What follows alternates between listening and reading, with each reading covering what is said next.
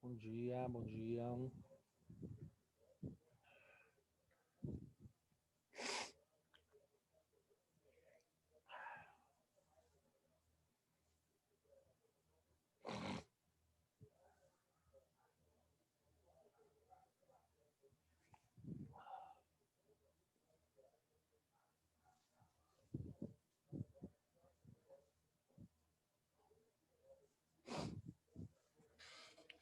Bom dia, gente. Esperar o pessoal entrando. Gente, olha só. O conteúdo que nós vamos estudar hoje, eu acho assim que é um dos conteúdos. Não tem conteúdo de filosofia, ou seja, que é cobrado a mais do que esse. Assim. Se a gente destaca em nível, qual é o conteúdo de filosofia que mais cai, que eu vejo com mais frequência em vestibulares, no próprio Enem, repete esse conteúdo. Olha, vai e vem. E aí, por exemplo, se vai ter uma prova que não necessariamente ela é do Enem, mas vai cobrar filosofia relacionada ao ensino médio, cai esse conteúdo, tá? Então é um conteúdo assim, se você não entendeu ele ainda, é o momento de entender. E se nessa aula ficar, tipo assim, alguma dúvida, ou seja, você não se aprofundar no conteúdo, não entender ele de maneira clara, busque. Esse conteúdo é sim um conteúdo muito importante para essa questão da filosofia e para o entendimento. Cobra-se muito, cai muito em relação a isso, ok? Eu vou compartilhar aqui com a gente está lá no capítulo 20 do nosso livro, então. E esse conteúdo é falar sobre o contratualismo e o estado natural ou estado civil. A diferença entre estado natural e estado civil. Nós já falamos muito sobre isso, mas muitas vezes a gente vai estudando, né? E aí, quando a gente está tendo aula lá de filosofia, a gente fala assim: tô a fim de olhar isso, aí a gente escuta assim meio de bando, né? Não presta muita atenção. Então, assim, já que nós estamos aqui, esse é o momento da gente prestar atenção, ok? Então, vamos tentar entender o que é o contratualismo e que relação esse contratualismo tem com o estado natural do ser humano e do indivíduo. Primeira coisa, quando a gente tenta estudar o contrato, quando a gente fala de contrato civil, né?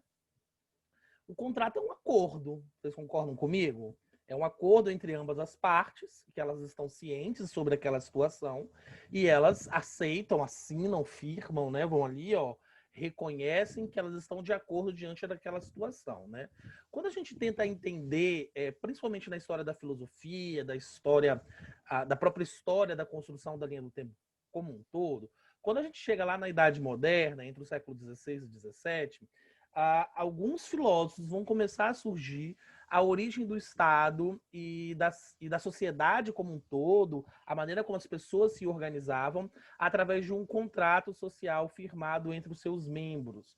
Ou seja, aquilo que estabelecia as nossas regras de convivência, de estrutura política, aquilo que a gente via como certo ou como errado, ok?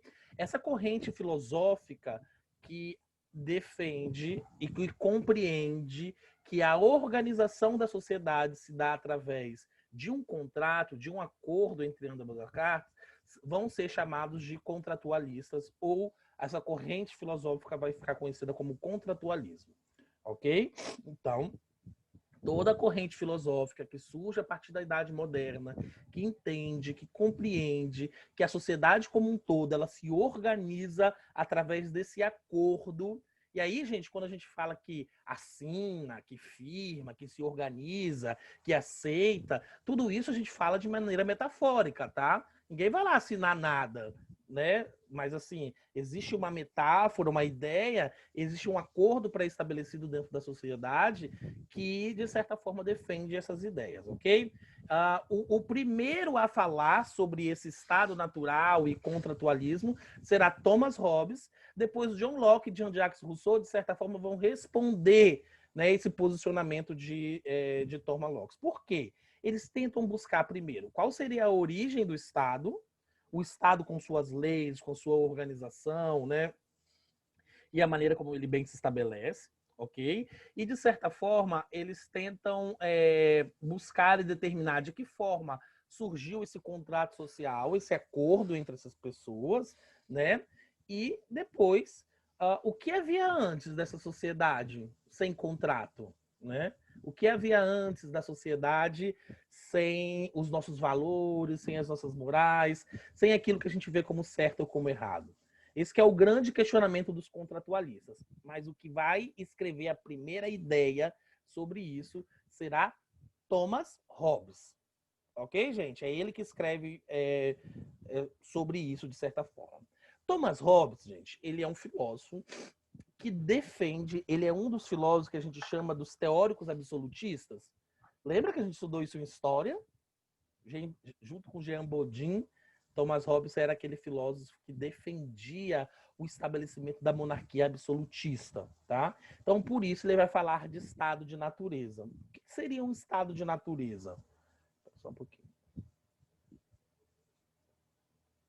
É realmente, na palavra crua, a gente tem que entender que o estado de natureza seria o estado onde o ser humano encontra-se ali nu e cru, sem a influência de nada do seu entorno, tá? Qual seria o período onde o ser humano, hoje na nossa sociedade, ele encontra-se em total estado de natureza? Existe alguém em estado de natureza dentro da nossa sociedade atual? Índio. O índio, será? Aí a gente pensa assim, de certa forma, quando a gente pensa no índio, a gente fala assim, ok, o índio ele não recebe a influência da nossa sociedade. Mas será que não existe um contrato lá no meio da tribo? Um acordo cultural entre eles? Existe, não existe? Então, Gustavo, a ideia que você pensou você está indo pelo caminho certo, que é exatamente assim, ou seja, o índio não recebe influência da cultura da nossa sociedade. Então, ele não assina o nosso contrato, mas ele tem o contrato da sociedade dele. Então, gente, quando a gente nasce sem contrato, o momento que nós estamos sem contrato, é quando a gente nascemos, estamos ali. Pum, um bebezinho de 1 mês, nu, sem saber nada, começamos a compreender as coisas do nosso entorno. Dependendo da onde nós vamos crescer e vamos nos desenvolver, nós vamos assinar esse contrato ou não, ok? Então, se nós estamos na nossa sociedade, onde que nós vamos começar a assinar esse contrato? Dentro da nossa família, que pouco a pouco ela já vai nos mostrando o que pode, o que não pode, o que é certo, o que é errado, o que é visto, o que é aceitável, o que não é aceitável. E aí, conforme eu vou recebendo influência da nossa sociedade, eu vou assinando esse acordo já, ok? Quando que eu não assino esse acordo? Quando eu sou lá, quando que o ser humano estava em realmente seu estado de natureza? Quando ainda não existia sociedade, lá na pré-história.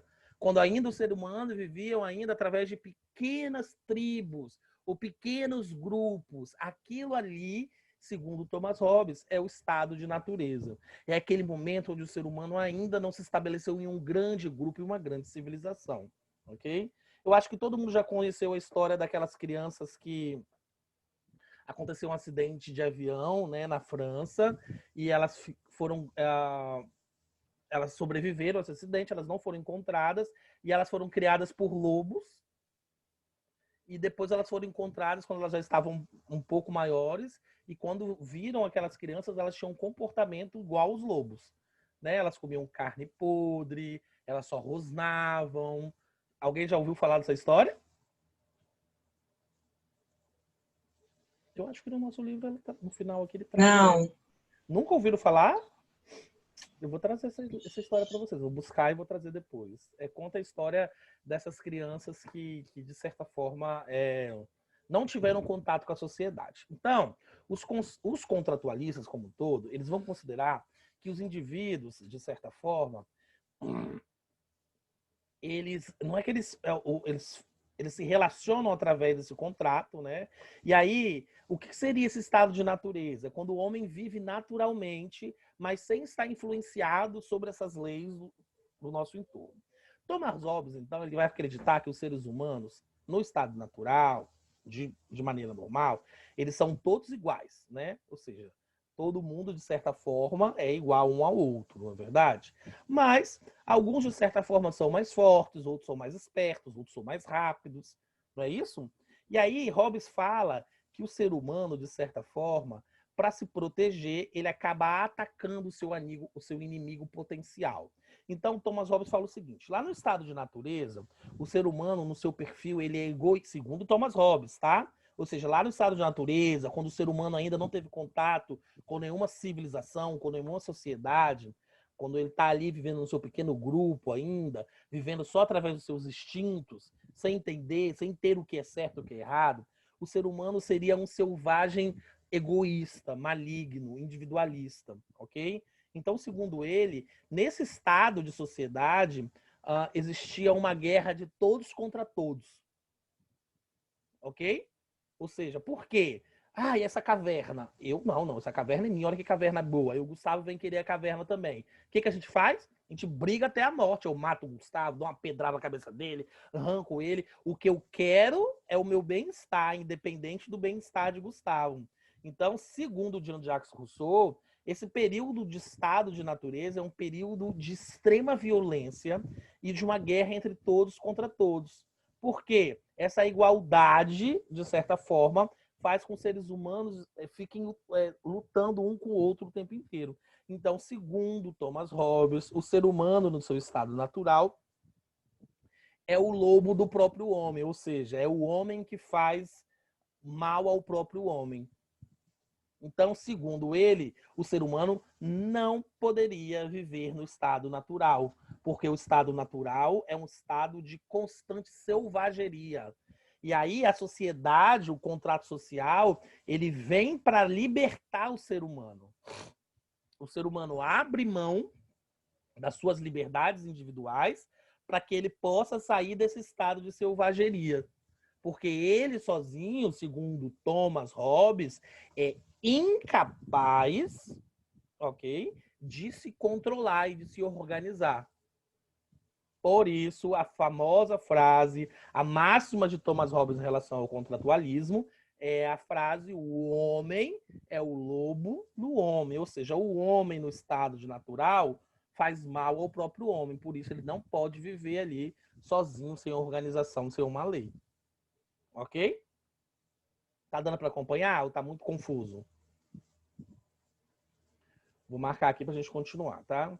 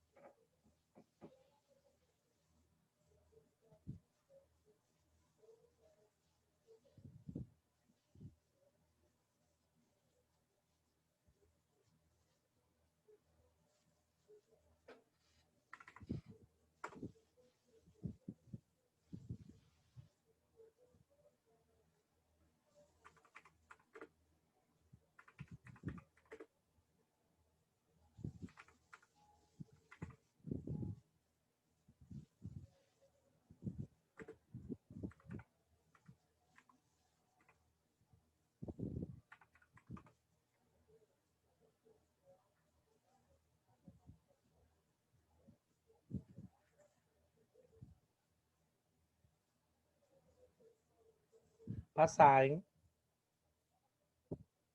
Calma aí, calma aí.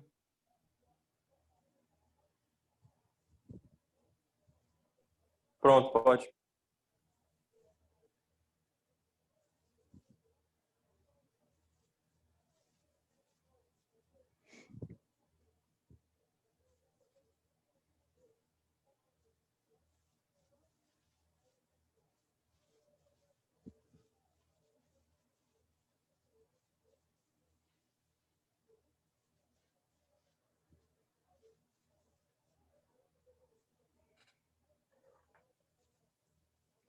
Então, o que que defendia Hobbes, gente? Como nós, seres humanos, somos incapazes de nos controlarmos, de termos, vamos dizer assim, um comportamento civilizatório e que nós necessitamos, de certa forma, viver em sociedade, nós da nossa, abrimos mão das nossas liberdades individuais em prol de quem? De um rei, de um governante, de um absolutista. Então, eu não tenho o direito de reclamar das decisões de um rei.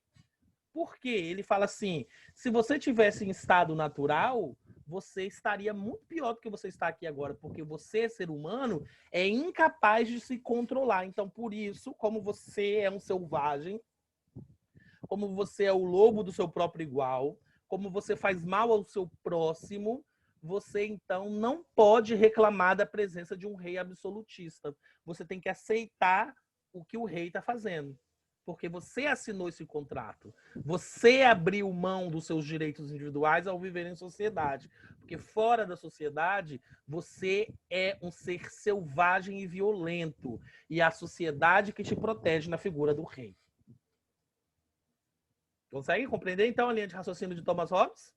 Então, em resposta, de certa forma, a Thomas Hobbes, Jean-Jacques Rousseau, que também é um filósofo contratualista, justnaturalista, né, que fala, que defende, né, os direitos dos seres humanos pelo simples fato de serem seres humanos, ele fala, então, de certa forma, que o homem natural é muito mais parecido a um bom selvagem do que a esse homem que briga de tudo contra todos. Então, olha só, hein? Thomas Hobbes afirma que o homem é o lobo do homem. Jean-Jacques Rousseau afirma que não, que o homem é um bom selvagem. Ele fala que no estado natural existe uma igualdade entre todos, ok? Rousseau também vai construir, então, um homem que teria vivido nos campos e teria, de certa forma, vivido muito parecido com os animais, cooperando de um homem com o outro, né? Vivendo segundo as regras da própria natureza. O ser humano, então, de certa forma, seria um homem livre que não teria a pressão de trabalhar, de produzir, de acumular riquezas. Então, de certa forma, se ele tivesse com fome, ele comeria. Se ele tivesse com sono, ele dormiria. Se ele tivesse com vontade de se divertir ou de se distrair, ele se distrairia. Ele não teria a pressão de uma sociedade. Então, Jean-Jacques Rousseau, ele fala que, na verdade, quem vai corromper o homem, quem vai trazer essa violência, essa desigualdade social, quem vai dar característica à sociedade, essa sociedade de malefícios ao ser humano, é a própria sociedade. Ok? Então ele fala que, na verdade, o homem é um bom selvagem, mas é a sociedade que vai corromper o homem, e não ao contrário.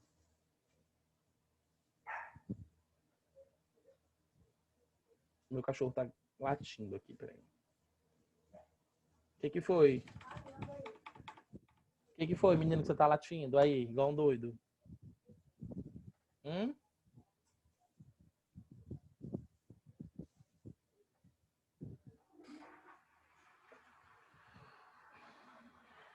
Deixa eu marcar pra gente continuar. Tranquilo até aqui? Alguma inquietude? Não, hein?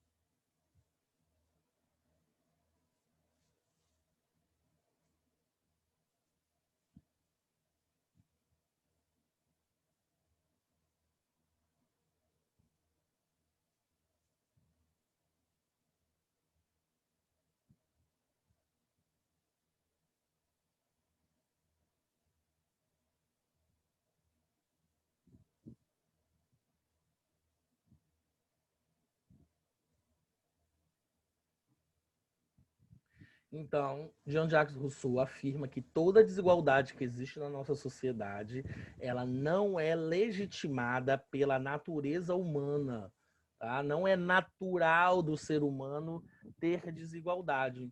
Não é natural do ser humano viver nesse estado de constante conflito, ok?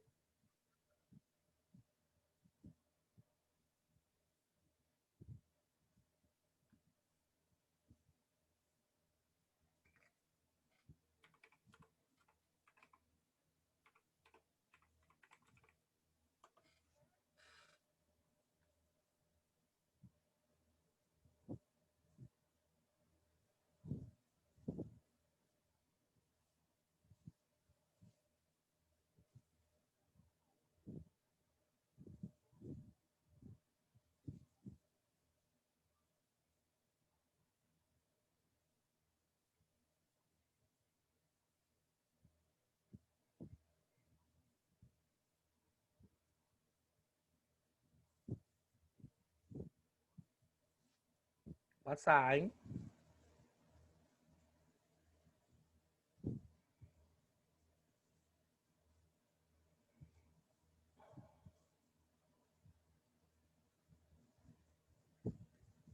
Então, Rousseau vai defender que são as instituições privadas que vão inaugurar a formação dessa sociedade desigual entre os indivíduos. Ou seja, a desigualdade e a propriedade privada, elas não são legitimadas pelo ser humano.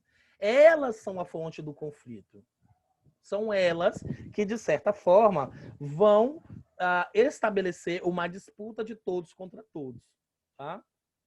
É dessa forma, então, que eles se estabelecem aqui e compreendem essa sociedade. Né? Ele fala assim, ó, a desigualdade e a propriedade privada não são legitimadas pela natureza do ser humano. São fonte do conflito e da dominação e disputa de poder entre eles. Né? Então, diferentemente de Thomas Hobbes, Jean-Jacques Rousseau afirma que, na verdade, é essa sociedade que nos traz a desigualdade social.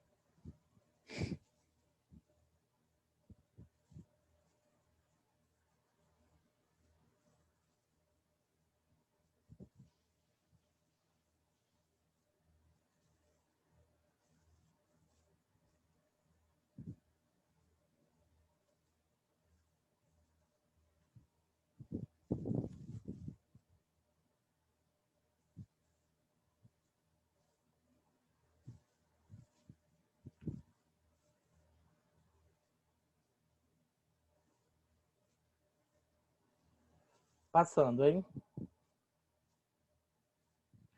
Então, nós vamos ter duas teorias aqui, né? Thomas Hobbes vai elaborar essa teoria sobre o contrato social, e aí, segundo ele, por causa que o homem vive naquela sociedade extremamente desigual, vai haver a necessidade do surgimento desse Estado forte para garantir o respeito entre todos, né? Então, para Thomas Hobbes, a forma de acabar com aquela guerra permanente seria a instituição de um Estado e de um poder soberano, que era esse soberano, né, que ele chama do Leviatã, que é a imagem do livro que ele escreve, né, que seria aquele responsável por controlar uma existência pacífica dentro da sociedade civil. Tá? Por esse motivo, o soberano deveria, o poder do soberano deveria ser ilimitado e absoluto. Pronto. Hobbes.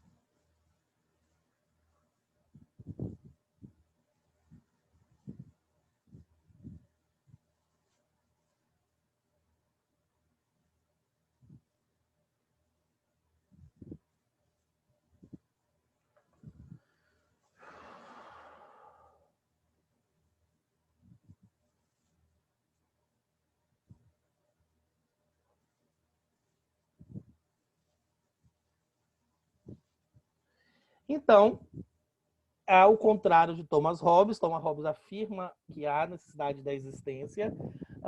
Rousseau fala que o papel do contrato social, então, é garantir a soberania do povo, porque essa soberania pertence ao povo. Ou seja, e a liberdade natural do ser humano, ela nos foi tomada a partir do momento que foi se estabelecido o contrato social. Então, ou seja, quando surge a sociedade, o estabelecimento da sociedade, tem como principal objetivo garantir a liberdade civil, ou seja, a liberdade individual do ser humano. Então, para Thomas Hobbes, a função do contrato social é o estabelecimento de um poder soberano, né, para garantir esse controle. Rousseau acredita que o contrato social tem como objetivo estabelecer o quê? A liberdade individual, o poder do povo.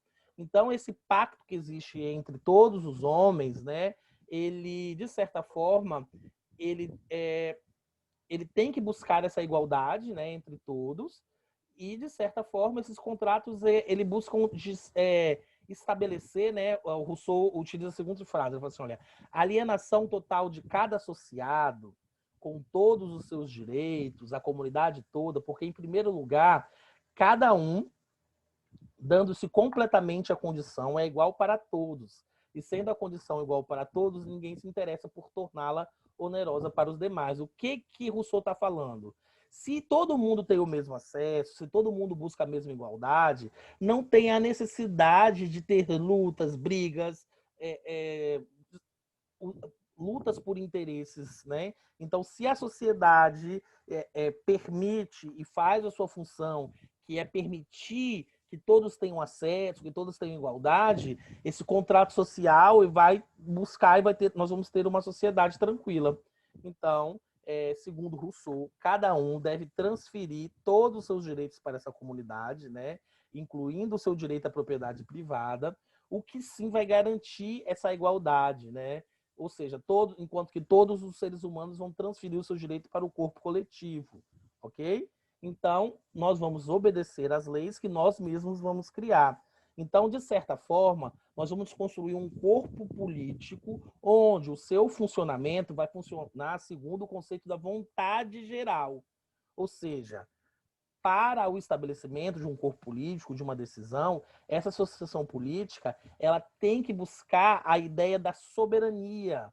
O poder, então, essa vontade geral, tem que ser dirigida ao bem comum e não a um número pequeno de pessoas, ok? Então, Jean-Jacques Rousseau defendia essa liberdade, essa igualdade entre todos, né? Ele vai ser interpretado, então, como um revolucionário. Ele é um dos principais filósofos iluministas, né? E é ele que vai, de certa forma, construir e vai dar embasamento às teorias das revoluções francesas, a independência dos Estados Unidos, a Revolução Haitiana, né? a Inconfidência Mineira no Brasil, a Baiana.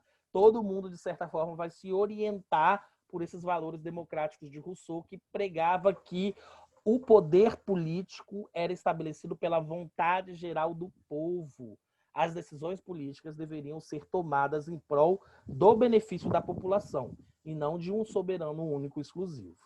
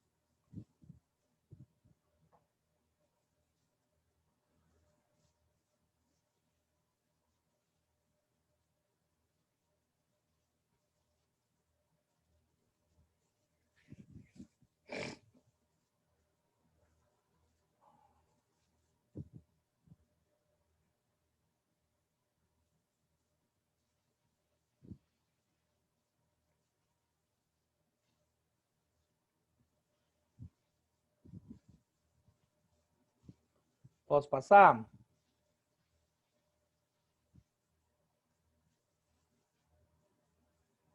Pode. Quem tá reclamando?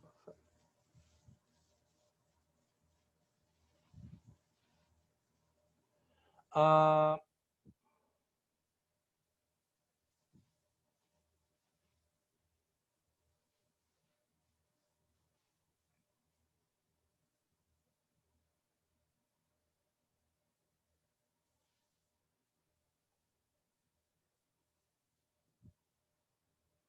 vamos tentar responder essa primeira questão que nós temos aqui.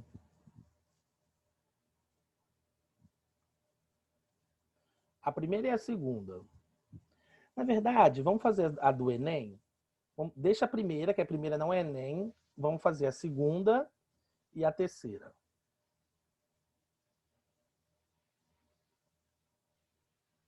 Segunda e terceira. Responder aí no gabarito.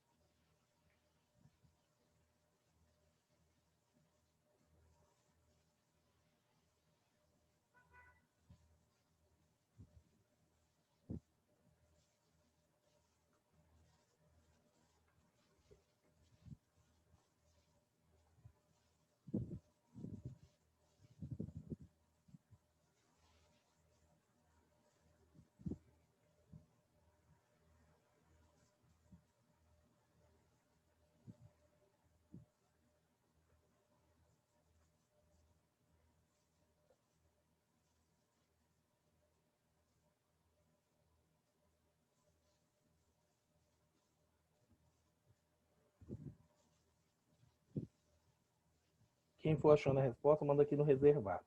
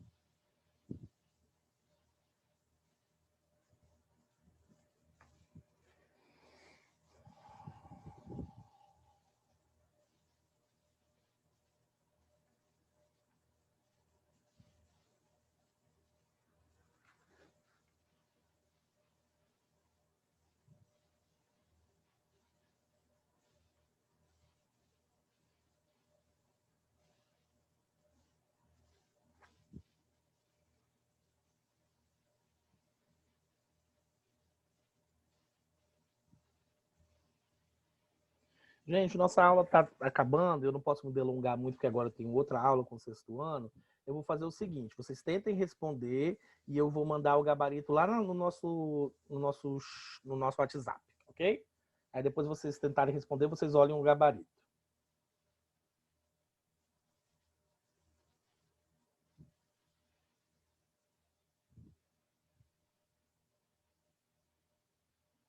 Ué.